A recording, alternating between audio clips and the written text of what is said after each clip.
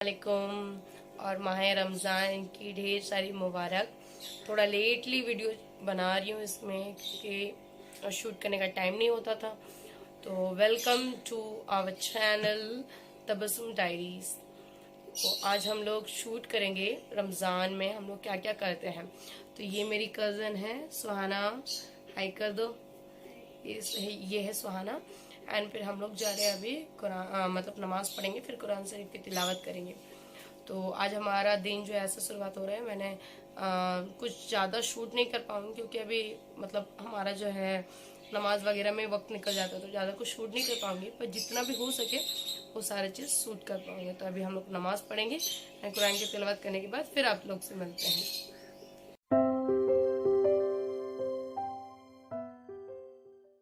Hi guys, तो अभी इफ्तार का टाइम हो गया। तो मैं अकेले ही मतलब घर पे फास्ट कर रही हूँ और पापा का कैरेज चले गया है ऑफिस में, तो मैं भी फास्ट कर रही हूँ। तो ये मेरा छोटा सा फास्टिंग का जो है फ्रूट्स एंड फ्राइज़ है और अजान हो रही है। तो चलो फिर अफ्तारी के बाद मिलते हैं। फास्टिंग किया था, रोज़े पे थे, तो कुछ ज़्यादा शूट नहीं कर पाए हैं। इफ्तार किए हैं, इफ्तार के बाद अभी हम जाएंगे। एक अप्पी के बेबी हुआ है, एक अप्पी का, तो मेरी अप्पी लगते हैं, मतलब दीदी लगते हैं।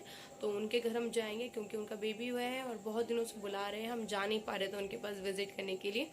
तो आज फिलहाल मौका मिला है। तो इफ्तार करने के बाद अभी थोड़ा सा मतलब रेस्ट कर रहे थे, फिर उनका कॉल आया कि आके विजिट कर लेते हैं।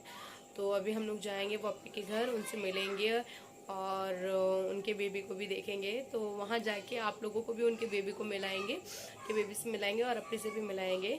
तो चलिए फिर वहाँ पे जाके बातें करते हैं। हाय हाय कर दो, हाय हाय, अस्सलाम वालेकुम कर दो, अस्सलाम वालेकुम। वालेकुम अस्सलाम। मेरे बाबू, इसका भी एक ही तो डिम्पल होता है। क्यूट, ये देखो,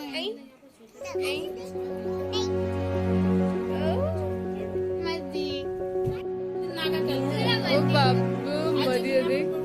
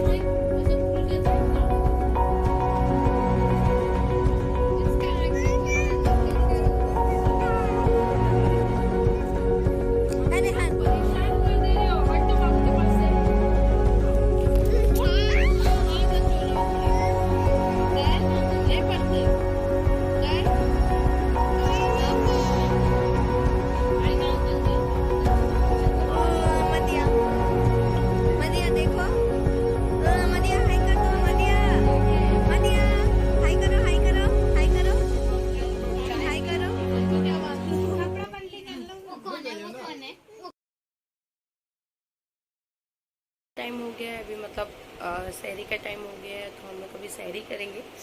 तो फिलहाल पापा ने सहरी करके सो गए हैं, तो मुझे उठने में थोड़ा सा लेट हो गया। और घर पे कोई भी नहीं रखता है क्योंकि भैया तो गए, अभी भैया तो घर पे नहीं है, वो बाहर गए पढ़ने के लिए, और मम्मी का हेल्थ ख़राब है। तो मैं लेटली उठी हूँ, तो अभी जल्दी से मतलब जल्दी पराठा बना ली और साथ में 2 खजूर खाऊंगे, वाटर, क्योंकि ज़्यादा खा नहीं पाते हैं इस वक्त। तो अभी सूर का टाइम है, तो अभी चलो देखते हैं, चल पहले खाना खा लेते हैं, उसके बाद फिर अजान होगा, फिर इंशाल्लाह दुआ मांगेंगे, फिर हम नमाज अदा करेंगे और उसके बाद कुरान की तिलावत करेंगे। तो फिर तब आपसे मिलते हैं, बाय। ये पराठा मैंने बनाया है, ये बहुत इजी है, मतलब पराठा नहीं, इसको आप चीला भी कह सकते हैं। ये आप देख सकते हो, ये बहुत जल्दी बन जाएगा। मतलब एक एग लेना, एक एग लेने के बाद आप 2 कप मतलब आटा डाल सकते हो, उसके बाद हल्का सा चीनी और हल्का सा नमक। देखिए उसको अच्छे से फेंट देना है, अगर आपके पास दूध है तो दूध को भी मिक्स करके अच्छे से फेंट देना। फिर उसके बाद 2-3 मिनट्स अच्छे से इसको फेंटने के बाद उसके तवा गरम करके ऑयल देके आप डाल सकते हो। एंड यम्मी फ्लफी और बहुत टेस्टी है। तो अभी मैं ये खाऊंगी अपने सूर के टाइम। तो शायरी में मैं ये खाऊंगी, उसके बाद फिर खाने के बाद दुआ पढ़ेंगे। और चलो फिर मिलते हैं नमाज के बाद।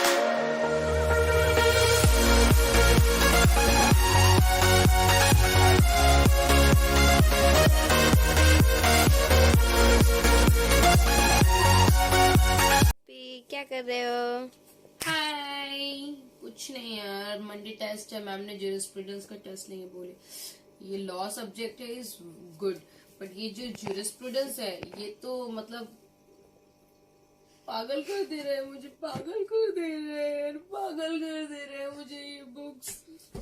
लाइक सीरियसली मैम बहुत अच्छे से एक्सप्लेन करती है, लाइक समझ में भी आता है, बट जो मैम लाइफ एग्जांपल देके समझाती है वो घर आके पढ़ती हूँ ना, ऐसा लगता है मेरे दिमाग में कुछ गया था, ये नहीं गया था, मैं क्या सोच रही थी क्लास में बैठ के, पता नहीं यार, मेरी ही गलती है, बट मुझे पढ़ना चाहिए। ये रोजे रख के ना एनर्जी नहीं होता है। मैंने ये थर्सडे भी गफला मारा, फ्राइडे भी गफला मारी, तो आज सैटरडे और कल संडे, तो थोड़ा थोड़ा मैं पढ़ लूं ताकि मंडे कुछ तो टेस्ट दूंगी, वरना मैम मुझे बोलेंगे Tabassum get out of my class, तब मेरा क्या होगा, मेरा क्या होगा। नहीं चलो बकवास मत करो, डोंट डिस्टर्ब मी, चलो मुझे पढ़ने दो। बाय।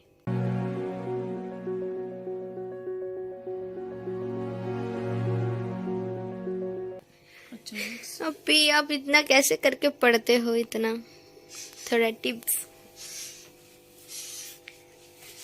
हम तो अभी से थक गए हैं। अभी बेटा अभी 10th का बोर्ड ही देके बैठी, बोलती अभी से थक गए, पढ़ाई लिखना मत कर, वही करना, मतलब खाना बनाना, जो नहीं वो नहीं करेगी, तुम लोग कोई काम करते। वो कहावत पता है बचपन में, पता नहीं किस किस के पापा बोलेंगे, बट हमारे पापा लोग बोलते थे अगर पढ़ाई लिखाई नहीं करोगे ना, गोरू और बकरी खरीद के दे देंगे, मतलब गाय और बकरी खरीद के दे देंगे, और खेत चले जाना, खेत में तुम लोग चराना, गोबर लेकर आना और घास काट कर लेकर आना, और तुम लोग की लाइफ ऐसे ही बीत जाएगा, तुम लोग को पढ़ना लिखना नहीं होगा, ऊपर से हमारा मेहनत भी गया और पैसा भी। गाइस कमेंट करके बताओ किस किस के पापा ने ऐसा कहा है, सीरियसली पापा या मम्मी दोनों में बहुत ताने मिलते थे। सबसे है कि हम लोग का क्या होता था बचपन में, और हमारा तो बहुत विलेज एरिया में घर था, तो पापा का यहाँ पे फर्स्ट बाइक था आई थिंक पापा का, तो मैं और भैया हम दोनों, तो मतलब भैया मुझसे आई थिंक 2 साल बड़े हैं, तो मैं और मेरे भैया जो के दोनों एक ही स्कूल में पढ़ते थे, तो हम दोनों पढ़ाई नहीं करते थे, हम लोग खेलने एक ही साथ जाते थे, खाने भी कहीं एक ही साथ जाते थे, तो क्या होता था हम लोग ऐसे बैठ के रहते थे, और मम्मी बोलती थी पढ़ लो बेटा पढ़ ले, तो मैंने कहा हाँ मम्मी पढ़ेंगे पढ़ेंगे, रुको ना, अभी तो स्कूल से आए, अभी तो ट्यूशन से आए, तो हम लोग पढ़ते रहे। जैसे ही किसी के गाड़ी का आवाज सुनते थे, हम लोग कहीं भी रहते तो इतना दौड़ दौड़ के दुम दबा के आते थे, आके किताब लेके बैठ जाते थे। तब मम्मी बोलती अच्छा बेटा आप पढ़ रहे हो, रुको पापा आने दोगे, मम्मी मत बोलना प्लीज, मत बोलना प्लीज। और तभी हम लोग A for apple, B for ball, C for cat, ऐसे तो फटाफट फटाफट याद कर लेते थे। उसके बाद जब देखते हैं तो पापा नहीं आए हैं, पापा के कोई मतलब स्टाफ आए हैं घर पे कुछ सामान लेने के लिए, और वो जैसे ही गए फिर से बुक बंद, बैग पैक के फिर खेलने दौड़ते थे। ठीक है, तो वो बचपन के दिन भी कुछ मजे के थे यार। मतलब सीरियसली बहुत याद आते बचपन के दिन। हम बचपन में सोचते थे कि हम बड़े कब होंगे, अब बड़े होकर हमें सोचते हैं कि हम फिर से छोटे कब बने, फिर से वो बचपन कब आएगा। तो अभी क्या होता था ना, बचपन में हमें जब पेंसिल से लिखने के लिए देते थे पेंसिल, तो हम चाहते हैं पेन दो ना पापा, भैया पेन से लिख रहे हैं, हमें क्यों नहीं पेन। तब क्या होता था बचपन में ही हमें ये चीज समझ में आ जाता था कि हमें पेंसिल और रबड़ मिलता था, हम कुछ भी गलतियां करें हम रबड़ से मिटा सकते थे, जो इरेजर होता है उससे हम इरेज कर सकते थे। बट जब हम मैच्योर हो जाते हैं हमें पेन मिलता है, और पेन ऐसा मिलता है कि हाँ गलती तो होता है बट हम कट कर देते हैं, बट जो गलती होता है अगले वाले बंदे को वो मिस्टेक जो है दिखता है, और वो जो गलती है हमारे जिंदगी में हमेशा वो गलती रह ही जाता है। तो इसी के लिए बोलते हैं जब मैच्योर हो, जब आप बड़े हो रहे हो तो सोच समझ के कदम लिया करो। मैंने भी अपने लाइफ में बहुत मिस्टेक्स की हूँ मैम, जो अभी भी वो इरेज नहीं कर सकती, बट एटलीस्ट इरेज नहीं कर सकती, बट उस मिस्टेक को मैं और ब्यूटीफुली सजा सकती हूँ। तो इसीलिए हमेशा ये सोचना कि जो भी करोगे फ्यूचर में सोच समझ के करना, सलाह लेकर करना, आई से करना है, पेशेंस, सब्र रखो, और अल्लाह के ऊपर विश्वास करो कि अल्लाह आप हमें सब्र दो, और जो भी चीज है उस पे आप मतलब सही राह दिखाए। ऐसे नहीं कि नहीं मुझे करना है तो करना है, करने के लिए जिद पे नहीं, क्योंकि मैंने वो गलती किया है, मुझ में मतलब बहुत जिद है, मुझे जो करना है मैं करूंगी। मुझे अगर रात को 2 बजे भी पढ़ना है मैं उठ के बैठती हूँ, दैट इज वेरी गुड। ठीक है, मैं रात को अगर 2 बजे भी मेरा नींद टूट जाए ना, पढ़ना है एग्जाम का टेंशन में बैठ जाती हूँ, वो बहुत अच्छी बात है। लेकिन फॉर एग्जाम्पल मुझे कुछ चीज चाहिए, वो चाहे मटेरियलिस्टिक थिंग हो, दुनियावी चीज हो, but the thing is that सब्र रखो, उसको अच्छे से परखो, ठीक है, क्योंकि परखने के बाद ही बोलते हैं ना, वो जितने आप तरासे जाओगे उतने ही चमकोगे। तो उसी तरह अच्छे से उसको तरासो, अगर वो आपकी लायक होगा, आपके नसीब में होगा, तो आपकी लाइफ में जरूर आएगा। बहुत ज्यादा प्रवचन दे दी हूँ, चलो अब हाँ, इतना ज्यादा नहीं पढ़ती हूँ, पढ़ना तो पड़ेगा पर धीरे धीरे पढ़ो, क्योंकि मुझसे रट्टा मारा नहीं जाता। तो मैं कंसेप्ट समझती हूँ, समझने से मुझे जितना याद रहता है मैं लिखती हूँ, वरना मैं खुद बना के लिखती हूँ। बिकॉज इतने अच्छे प्रोफेसर है हमारे कॉलेज में, पूरा A to Z पूरा हमें समझाते हैं।